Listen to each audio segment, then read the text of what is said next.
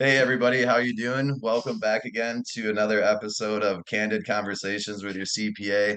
I'm fortunate enough to be joined with Joy Hudson, the CEO and co-founder of Nimble Distribution, a social enterprise. Joy, thanks again for your time. I know it's valuable, so appreciate you spending some of it with me. I'll let you introduce yourself to the guests. Thank you. Yes. Nimble Distribution is a wholesale distribution company here in Oregon, Portland, Oregon, basically, but Milwaukee, Oregon specifically. And we're a wholesale distribution company as well as a manufacturer. And we own several brands in-house that we manufacture and distribute. And we are a variety of services. On top of that, we are actually opening a processing license within our building. So we'll be making edibles and infused pre-rolls very soon. And I sit on the board of the Cannabis Industry Alliance and actually do a lot of work on policy and work between legislators and regulators to create a fair and equitable cannabis industry as best we can. Nice, nice. We thank you for that. We still need these lobby organizations. I'm in Wisconsin. We're a prime example. We don't have a medical program or a rec program. I feel like I kind of feel bad. I'm just waiting to join a group, but I realized like at this point, being in cannabis for 3, 4 years now, I'm like, fuck, I might have to, no one's created one yet. So no, very important. Awesome. And I like what you guys are doing with Nimble. It's a little bit more of a unique business model, or I would say just more of an intentional business model. I mean, it's like if I'm going to buy a pack of pre-rolls that does nothing or a pack of pre-rolls that does good for the world, probably going to try to do good for the world. So I like that we're always trying to mirror business with social impact. Because honestly, businesses just drive more impact than individuals can. And so having us try to use capitalism for good as a way to speak, Yes. I'm all Yeah, I about it. see it. I think it's a rebellion against capitalism. It's a way to Yeah. turn capitalism on its head and do good for your community and for your employees and for whatever you choose to support. And so, yeah, we love the social you know, social enterprise model, and we will eventually even be a B Corp. And so we are very solid in who we are. Our motto is do well, do good. And so we care about having a stabilized company that's profitable, but at the same time, we want to measure and grow our impact as we measure and grow our profits. Nice. And that's the nail on the head. It's like people forget that you can have a stable, profitable company that still has a massive social impact, whether you're planting trees for every unit moved or giving a gift of socks for every pair of socks sold. Those are both real businesses that my friends own. It's like there's a bazillion ways to give back, especially if you have a business that's stable, which almost kind of makes it a little bit more fun or in personal trying to build this business because the more you build the business and success it has, the more success and good, we're able to generate in the world with the time that we're here. So You know, I'm I, gonna get behind that. I highly recommend it to entrepreneurs, especially in cannabis, because cannabis is so challenging and your mission becomes your guiding light. And you really need that when it feels like everything is like you're pushing the train down the tracks. It just feels like so hard. But when you have that mission, then you have like your why is so solid Mhm. that that it gives you the inertia and energy to keep like fighting another day. And it is always a fight in cannabis. I mean, in business in general, like for the Small Business Association, I think it's like 9 out of 10 small businesses will be out of business within 5 years, like from their founding date. So business is hard. That's why Yeah. as entrepreneurs, we all respect each other because we know we're in the same arena together. But cannabis business is a little bit harder than that. It's federally illegal still. So just even the normal trappings of business of setting up banks and insurance and paying employees, it's like just gets compounded in cannabis. So yes, Oh, a mission helps for sure. when I'm meeting with regulators or people outside of the cannabis industry, I have to I say like all of this, you know, revenue talks and you see how big the industry is and there's all this allure and all of that is real. There's this other side of cannabis where we're all still over here hitting rocks together to make fire. And that is like I've said a cannabis operation, running a successful one is like somebody handing you pickles, mustard, and ketchup and saying, make a Thanksgiving dinner. And you're like, okay, I don't have everything I need to be successful, but I'll find a way to be successful. So it is Yeah. this scrappy, small percentage of people who Nimble. This is why we named ourselves Nimble. If you are Yeah. not willing to adapt very quickly to not only an ever-changing legal landscape, but also an ever-changing industry that is becoming itself, then you're gone. Oh yeah, yeah. And if you ever want to be able to expand, because another unique thing of cannabis, interstate commerce. Like if you do good in Wisconsin, a construction company, you might be able to land some jobs across the border in Chicago. It's like you can't do that in cannabis, and so there's an ever-changing legal landscape as well as the economies. And once you start operating in multiple states, they're different economies, so it's almost like operating in multiple countries. And you're like, what? I'm just a small little company in 3 states, but it's like in cannabis, it's a lot harder than a normal one or normal traditional industry. So, yeah, that mission to keep you getting out of bed, staying nimble is the name of the game. And yeah, and then there's the whole tax issue. So, like, you need your team to be able to do so many things. Whereas, like, in traditional industries, like, pretty much all salaries have a tax advantage. They'll lower your tax burden. Cannabis, not the case. So, everybody's got to do a lot of things, wear many hats, and be nimble. So, no, I did like that name of the company.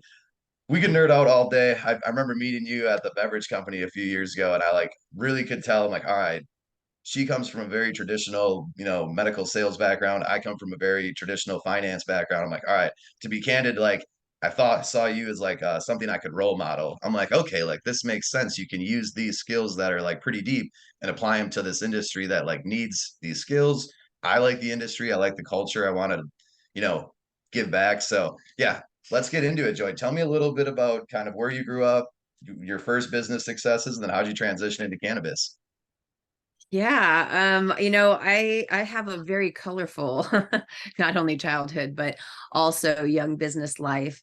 I grew up in Las Vegas and uh gosh, started my first business when I was 20 or 21. It was an ad agency, and it was called Impact Media, and it was a buyer's agency. So I would take people's ad budgets and buy their media for them. Mhm. Um, and it did well. I didn't really, you're so cutting your teeth. Even things like having accounting and stuff was a novelty to me back then when I started my first business. But I eventually evolved. I had a big career in the mortgage industry. I owned several mortgage branches across the West Coast, and had a great career in mortgages until 2008. And Oh, I awesome. also owned a lot of real estate myself, and so all of that really shook up in 2008, and everything changed from there. And I eventually ended up shifting into a medical sales career, where I had some teams, and my business partner and I would get contracts for to sell different products into different markets. And so we would sell toxicology. So it's funny because here I was in Las Vegas selling toxicology, which is testing people for drugs. And then I eventually Nice. moving to Oregon, and simultaneously selling the drugs. And so it's so yeah, I was in medical sales for a little bit, and that's where I met the person who bought a farm in Oregon and was eventually Okay. recruited to come to Oregon in 2015 and enter the cannabis industry. And at that point, I wasn't even a consumer. I became a consumer as I entered the industry. And that was when I was 40. So I wasn't really an active cannabis consumer until I was 40, which is wild to me. I did try, other things, but I would have been much cooler if I would have smoked weed in my younger days. Hey, I think most people would be. It's like weed and mushrooms. I feel like at least once in your life, you don't need to make it a daily activity, but just if everybody just tripped one time in their life, they would approach life a little bit differently. Absolutely. Side tangent, sorry. Absolutely. No. Um, Okay, no, so active of I like all the plant medicine. It's been really interesting to see kind of that evolution, and we'll get to that a little later in the episode of just the evolution of all industries. I mean, there's ketamine clinics in Wisconsin now. I'm like, Jesus, I didn't know how far we've come in medicine. Yep. But that being said, so you got into cannabis, the persons you were kind of recruited. It sounds like it was on the cultivation side, and then you were starting to sell for them. That was your skill set. That's what you were brought in to do. What were some of the either challenges, funny situations, just things that you learned getting into cannabis where it gave you like I didn't know that industry was like that. I know Oh there's an my list, gosh. but maybe the top three. Oh geez, top three. Yeah, because there's just so many, right? When you go from the first time I ever even saw a cannabis plant, I saw 1,000 in a field. So I didn't go from I went from 0 to 1,000, and I was overwhelmed by the it still felt like a drug to me. I grew up as the dare generation, and I was Okay. like, wrestling with my own biases as I was entering the industry, and then Mhm. having to question everything, which then unlocked, a whole new road of let's unpack everything. If that was wrong, what else is wrong? Yeah. And so Yeah. um yeah, I when I entered, I was such a noob, and so everything felt disorienting.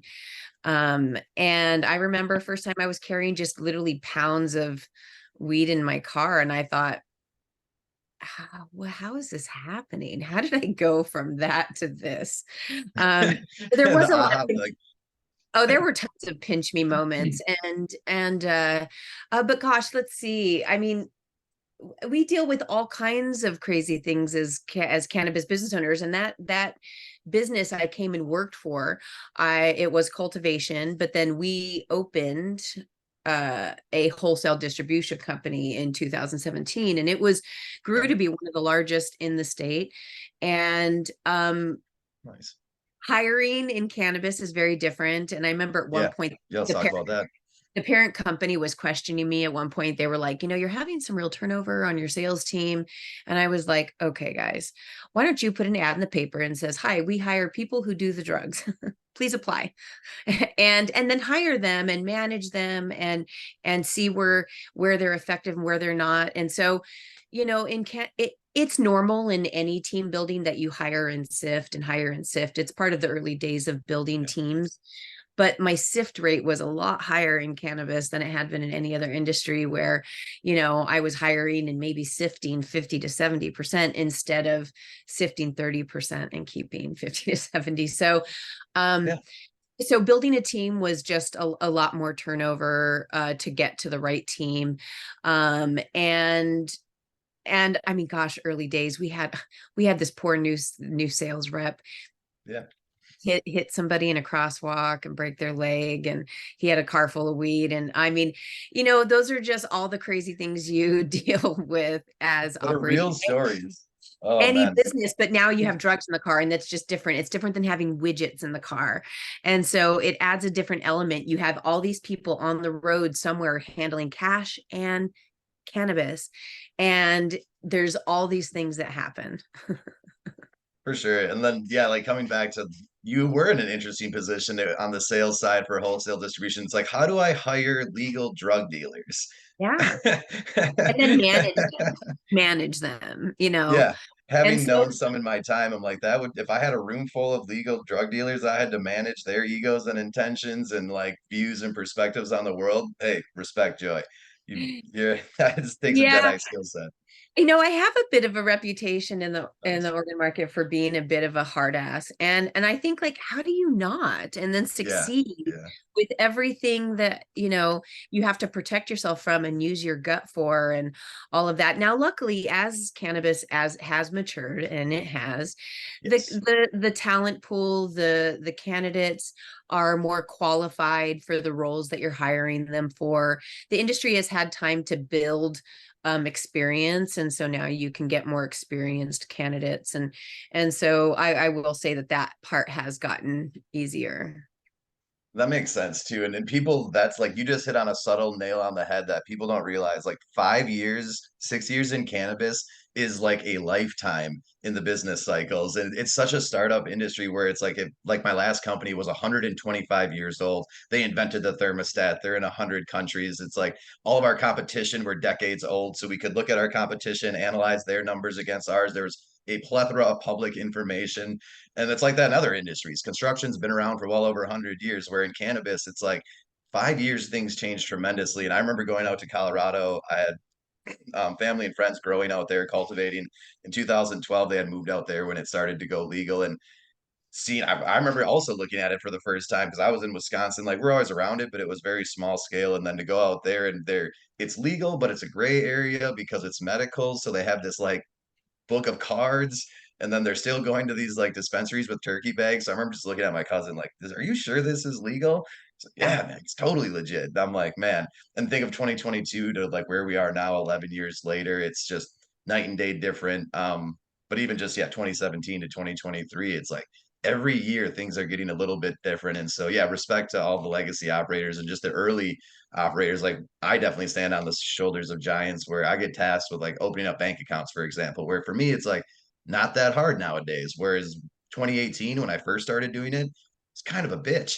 Like, you didn't need you had to know the bank within the state and who the person was. Like, now you yeah. can kind of just call the bank and they'll be like, yeah, we do cannabis or we don't. But yeah, 5 years changes a lot. So I that's didn't awesome. know. Yeah.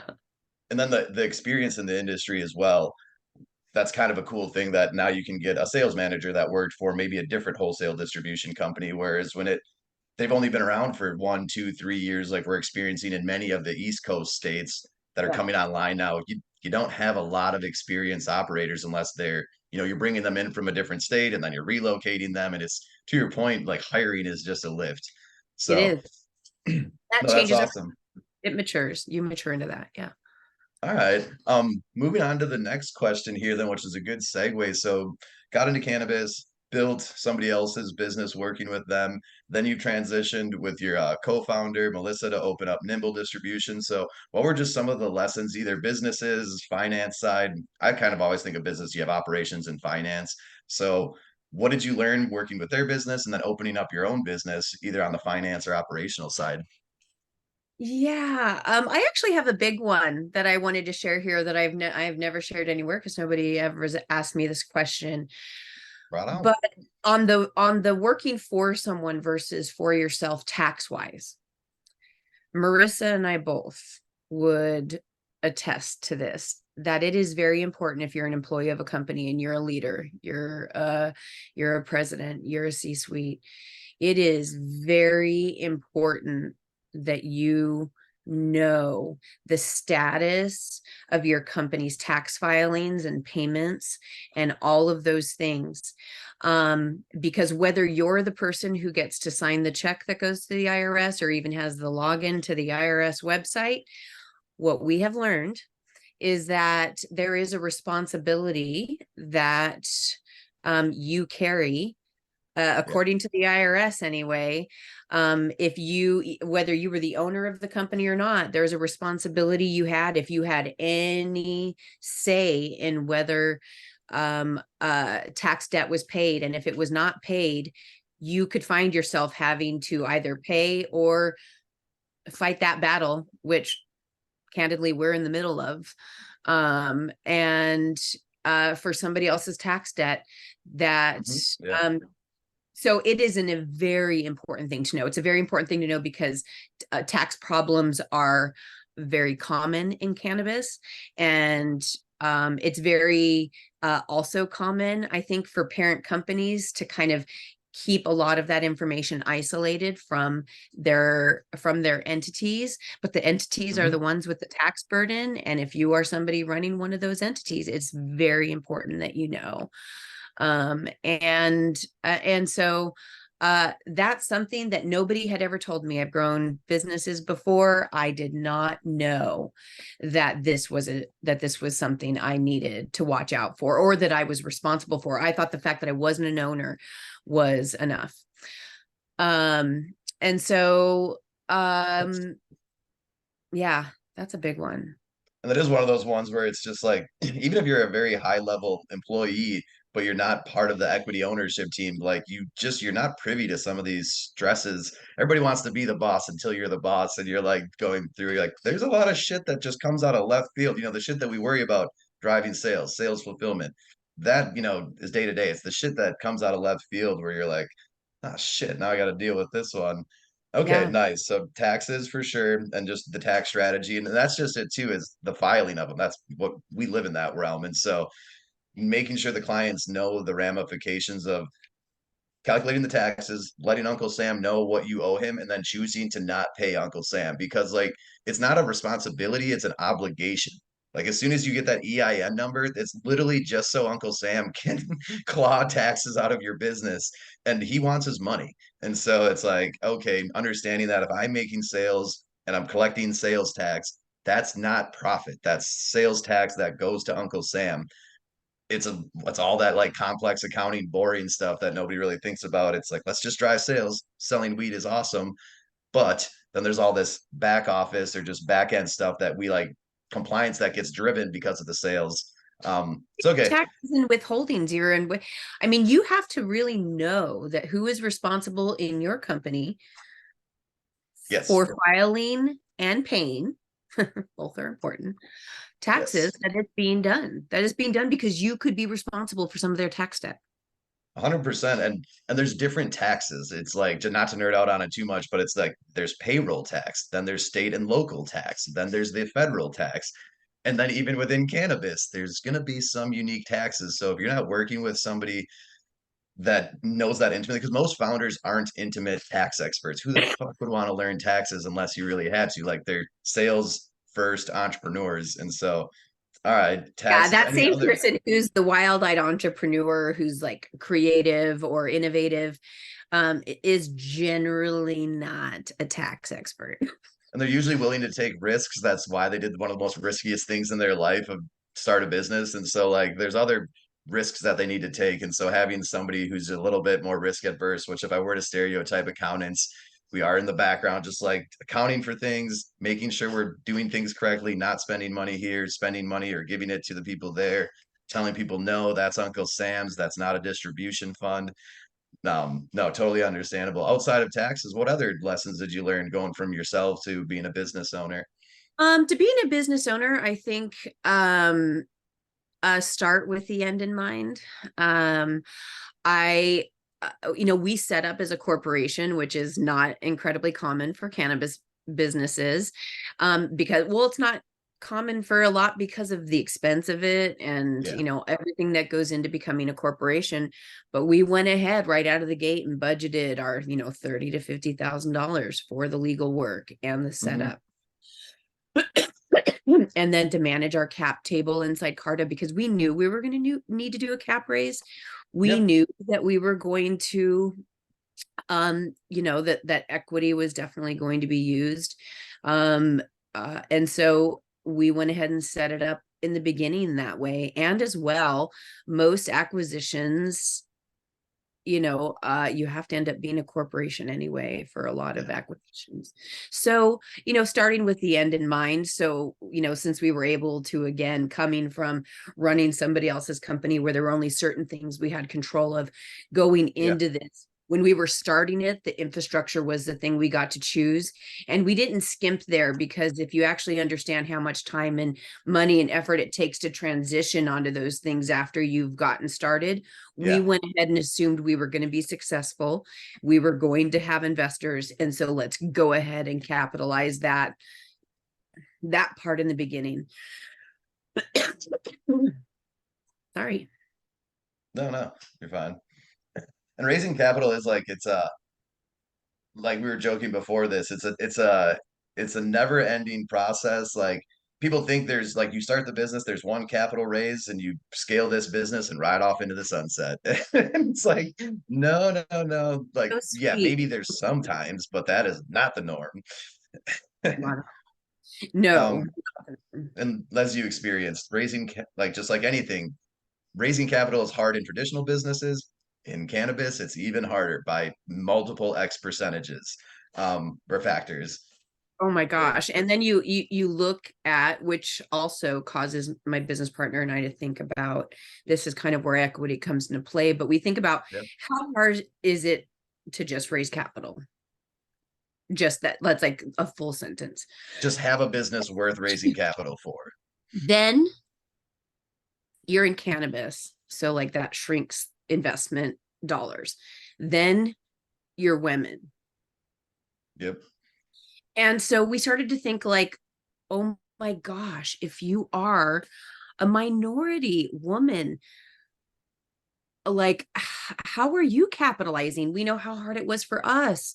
And we had built up a bit of a professional network of people who also watched us be successful at exactly what we were going to do at Nimble with another company. So like we think of all the benefits we had to go into a cap raise with. And this is why our flagship product Kites pre-rolls, 50 cents per pack, goes to fund equity owned businesses through a new project. We just knew right out of the gate, and we were going to build a give back reparations or otherwise into the cost of goods of the brands we create in house, so that we're scaling the growth of the brand, but we're also fully aligning it with a cause, and Mm-hmm. then they grow together. And so Kites was our very first one. And to date, I think we're just shy of $80,000 to a new project, 50 cents at a time, which was an Nice. interesting thing to talk to investors about early on, when you were saying, hey, we want to actually give money away before we've even recognized profit. We actually want it built into what we do as like a cost. And some investors scratch their heads, but we actually really believe it's really one of the ingredients of our fast success. Yeah, it definitely drives sales. And it drives social good. So totally makes sense there.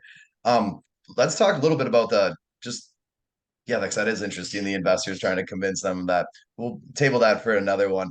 But okay, so taxes, capital raise. I think we're good on that. Um, moving on, because you've been in cannabis since a few years now, 2017, and like we were joking, it's just the rate with which cannabis industry in America, like we'll just think about that because internationally is a whole nother story, but just in America, it is rapidly changing. I think in terms of quarters as a finance guy, but literally every quarter there's like a new state it feels like that comes on board, where it was Minnesota last, Ohio I believe is going to be the next one, and you can look out 6 to 9 months and you can kind of pencil in where the new states are going to come on board, and so it's changing very rapidly. Then what I explain to people as well is within each state there's also rapid changes that are happening, where some people just opted out when the state said, yeah, we'll do weed. But that doesn't mean every city and municipality said, yes, we'll allow for that industry here. Because they have the right to do that. So it's always changing. So with that being said, what would you say are like some of the current trends in the cannabis market, both in Oregon, because I know you're very well, established there and on the various groups, as well as nationally? What are some trends or changes you're seeing? Well, Oregon's at the maturity place in our industry, and I've been in the industry since 2015. And I only say that because every year is like dog years. And so we can't take Yeah. 14 years of my career Yeah, I was off. gonna say my apologies. My apologies. No, it's okay. I have to take the cred where I can get it, because I'm not old school like my business partner who grew up in Mendocino. Um, Yeah. so what a market like Oregon, where we're a mature cannabis market, and we were an open license model, which meant Mhm. that you could come in, you could apply. There were very little restrictions on where your capital came from or what state you lived in, residency, all of that. We were very open. And that's all fine and good, with the exception of, now we had this massive oversupply market, and having the massive oversupply market, having this massive oversupply of a market, now we're at the stage where legislatively we're having to dial that back, and we're having to go from this open licensing to, there's been a moratorium for the last couple of years, and now that moratorium is going to Yeah. expire in April of 2024. And so we're having to put legislative barriers in place to hopefully go to like a per capita model, which is like our liquor stores here in Oregon. We're looking to model something more like liquor stores because we have Makes sense. we have over 800 retail dispensaries. And for context, we have 519 Starbucks and McDonald's put together. And there's a Starbucks on every corner. And I was just visiting Portland, Oregon recently, and I've been visiting it for years. But yeah, like from my Airbnb, I could walk in either direction, and I would find a weed shop within 5-10 minutes walk. I was like, all right, nice. And Yeah. it's convenient for the consumer for sure. But on the business side, because again, like I agree as well. It's like I'm a capitalist through and through. So open market, let us fight it out. But the economist in me is like, like yeah, we need an open market and also the social side of just cannabis. It's like, yeah, it has a different path being federally illegal. So you need it to be accessible to everybody, especially ones that were impacted the most by the war on drugs. And so we want those people to win, but we also don't want it where there's no industry to make money in, so to speak. It's like you still Yeah. need the industry to turn out profit.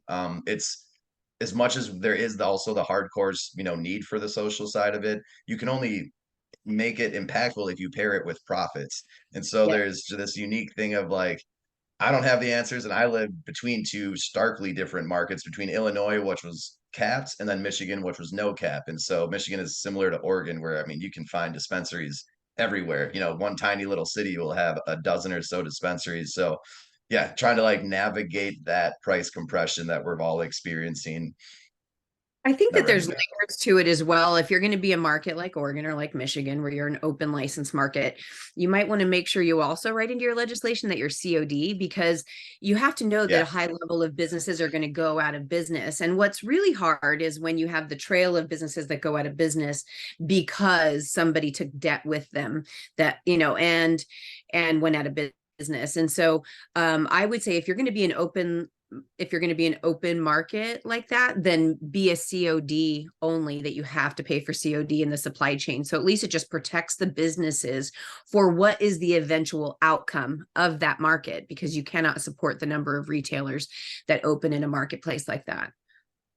I would agree. And that's a very important thing that people don't also understand about the cannabis industry, where it's just like bankruptcy. That's not like it's not handled normally how it would in traditional business with receivership. And all right, there's a common practice. It's like when companies go out of business, it's just for better or for worse, like a lot of companies feel that. And the size of the company, California is a prime example of that, where some of those companies are carrying a lot of AR when they go out of business. And from the finance side, that becomes bad debt. We're most likely not going to get paid back from this company that no longer exists. And that's like, it's a startup industry. So you have a lot of growing and dying companies and new entrants and exits. But then again, it's cannabis. So you get this unique, another complication, monkey wrench, so to speak. So, Yeah, we're okay. trying to do something about that within Oregon right now, because I say, listen, it's hard enough to survive just being a cannabis business. Just boom, right there. We're a cannabis business. But then like when we're volatile because there's no protection for us within the supply chain, and we're expected to where the producers and processors finance the retailers' inventory, That's and weird. to battle and no protection whatsoever on getting paid. And so it's you have to think about those things, especially when you're going to be an open market, because when you are a limited license market, and I 100% agree with you, and I'm so glad, Raymond, that one of your values is to see that there is equity licenses available, because we do have to know that this is not an industry that just popped up out of nowhere. It's been built Yeah. on the backs of prisoners, Hmm. and destroyed communities. And we have to know that, therefore, as we're going state by state and opening licenses, if you're going to do a limited license, which is actually, I think, somewhat of a healthier model long term, Yeah. you have to have a pool of equity licenses, and hopefully even the ability to give capital to those equity licenses in some form or fashion through grants or whatever, using Hmm. tax money to do that. That's like my give me a dream state to set it up. And it's I where think you're New York doing is that. pretty close to it. I They mean, are, and it's they've actually raised 150 million against the 200 million that they're supposed to use. I believe they've secured the real estate. 'Cause the way we start cannabis businesses for our clients is get a license, get a piece of real estate, get funding. Without those three pillars, it's hard to move forward. And we've seen it so often in cannabis, especially on the social equity side, where they get the license because they're a social equity applicant and they've done the due diligence, they've spent the money and the time to get licensed, and they may have even secured the real estate, but you still need the money to build out the real estate, purchase the inventory, pay for the staff for 3 to 6 months. Like you need operating capital. And so I think every state had good intentions when they started the social impact or social equity programs, but they're getting better every time. New York, I feel like obviously they have a lot of issues as every state does, but they did address the funding of the social equity because as we were just talking, it's hard to raise capital in general. Then you're in cannabis, then you could be woman, minority, social equity applicant. It just gets harder and harder, and your pool of accessible lenders gets smaller and smaller. And so they can address that because it does nobody any good to give people licenses and to have them spend hundreds of thousands of dollars and raise capital from friends and family to then not have the actual capital needed to get operational, which we have seen happen far too often in cannabis. I have those conversations at least once a month. It's like, it's tough. So Time and it time needs to be again. addressed. And I say to people, like, just because you like cannabis does Yeah. not mean you'll be successful in cannabis, right? Like you can like sandwiches. It does not mean you should have a sandwich shop. Okay. So I think my door was being shut. There you go. And so you really have to make sure that you have the ability to succeed the very bumpy road that it's going to be. And I agree with you. I'm like, hats off to New York. Matter of fact, we are applying for licenses in New York. We love seeing a market like that really focus on equity. And so we are applying because we're women owned for one of their licenses. And we Nice. would love to see kites in a market like that and making an impact in a market like that. So, Yeah. yeah, A lot more yeah. consumers in New York than Oregon. I think it's like 27 million compared to 5 million, something around there. Four. We have 4 million, but the highest usage per capita of any other state. That is Not pretty sure. funny. Oh man. And I've been visiting, I would always go to Cottage Grove. So I'd fly into Portland, go down to like Eugene and Cottage Grove. And yeah, people like their weed out there. Doesn't matter how big this or small the city is, there'll be some dispensaries around. Um, Awesome, awesome. Last question before I let you go again. I want to respect your time. So, current trends in the industry, it is maturing. Definitely right now, there's a price compression and capital has dried up the last 2 years. We like to think we're getting through this at 2024, maybe another hard year. But from your perspective, what are your thoughts on the future? Any your team's future plans with just Nimble and then just yourself with I know you're on a lot of these lobby groups or business groups of Oregon. Can you tell me a little bit about your future plans with Nimble and then the Oregon Cannabis Industry Associations? Yeah, I mean, I don't disagree that it's been just a really brutal couple years and is going to be brutal, likely even capital wise into 2024. And I think that is actually where Nimble has kind of become a bit of it's almost, I know this is, dare I say, and it's because nothing is easy. So if I say easy, it's like relative.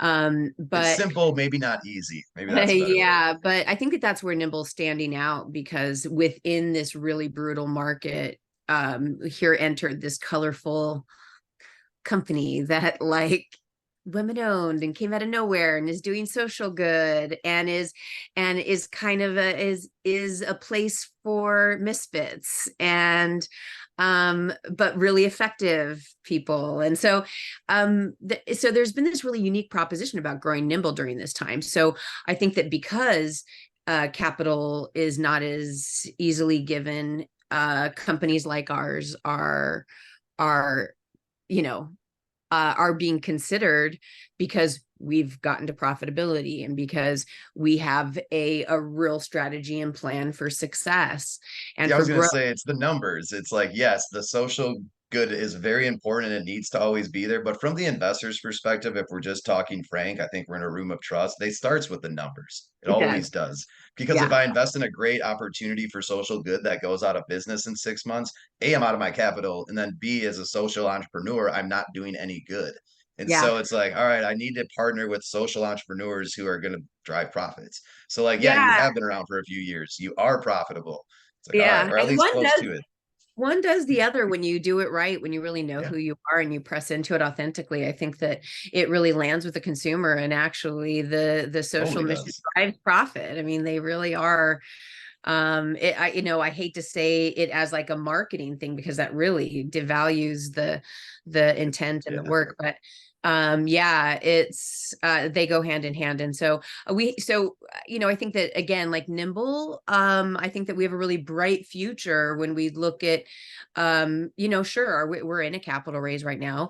But the beauty is, now at this point of capital raising, we have a firm that's doing it for us, whereas every stitch of it we did leading up to now.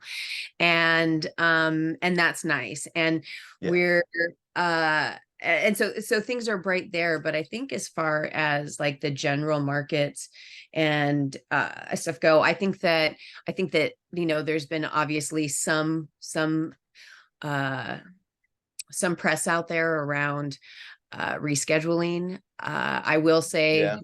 we've yet to see the letter. There's been requests to see the letter, and no one has actually seen the letter uh, yet, that I understand.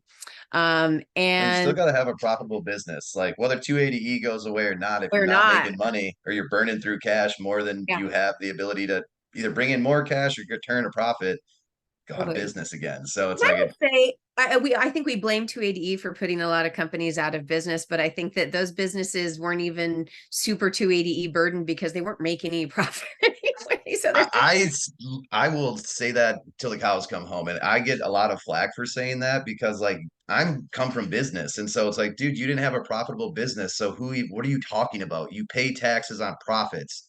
If you don't have any yeah, profits, you don't even pay any taxes, and like 75% of cannabis companies are not even really profitable. So it's like, what are we talking about here? They want to blame bad. They won't accept that they're have bad business systems and bad business or entrepreneurial character traits and practices. They just want yeah, to just blame 280E. And it's like, dude, liquor stores have a sin tax. You'll always have some type of tax. And at this point, enough profitable operators have gotten into cannabis that knew about 280E, got into cannabis and dominated. So like, and trust me, like I have a lot of like legacy to legit friends, clients. Like that's how I got in the industry. And so yeah, it's like I kind of don't have any sympathy for friends, family anymore complaining about going legit. It's like, dude, you made money hand over fist for years without yeah. having to pay taxes. So A, It's if just you you're are not a good going, business operator. You don't yeah, know that how was a bit to. of a rant. My apologies. No. But I just want these businesses to succeed because I love cannabis. I love the social impact. I love this opportunity that we have to do good. And so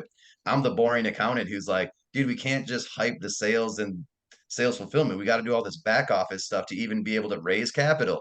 scale, go to a new state where it's going to Yeah. require this whole audit trail and due diligence. It's like we got to do this Yeah. boring stuff to do the fun stuff.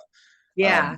Um, My full circle to wrap up what you yeah, sorry, that illustrated. was a bit of a rant on No, my but part. what you illustrated perfectly for the wrap up here is that if there's a rescheduling, the only thing I see changing out of the gate is a 280E change, but I don't think that that changes how many businesses are going out of business because of what you just said.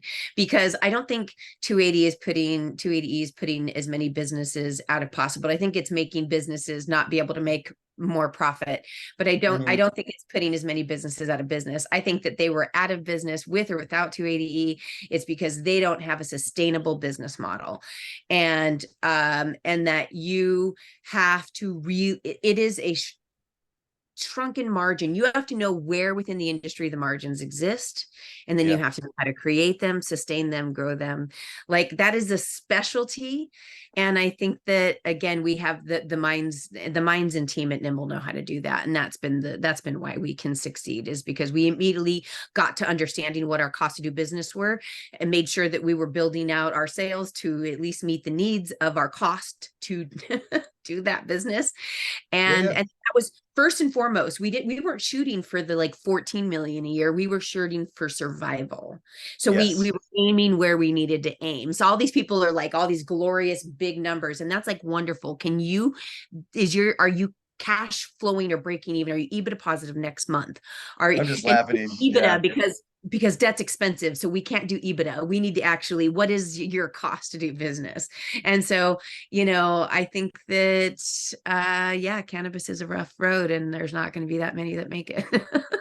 And then it comes back to the love of the culture and the people. It's like, man, like I'm a CPA. You come from medical sales. If we just wanted to make money, trust me, we would have stayed in Wall So much Street and easier medical way. sales. I love you guys. I love the business operators. I love the consumers and the culture. So that's why we're here. Yeah. Thanks again so much for your time, Joy. It is a hustle in cannabis, but we all love it. And we have awesome people like yourself here championing the industry forward in your state, but also the nation. And so thanks again so much for your time. This is a great Yeah. way to wrap the episode here. Talk to Yeah. you later. Thank you. Talk to you later.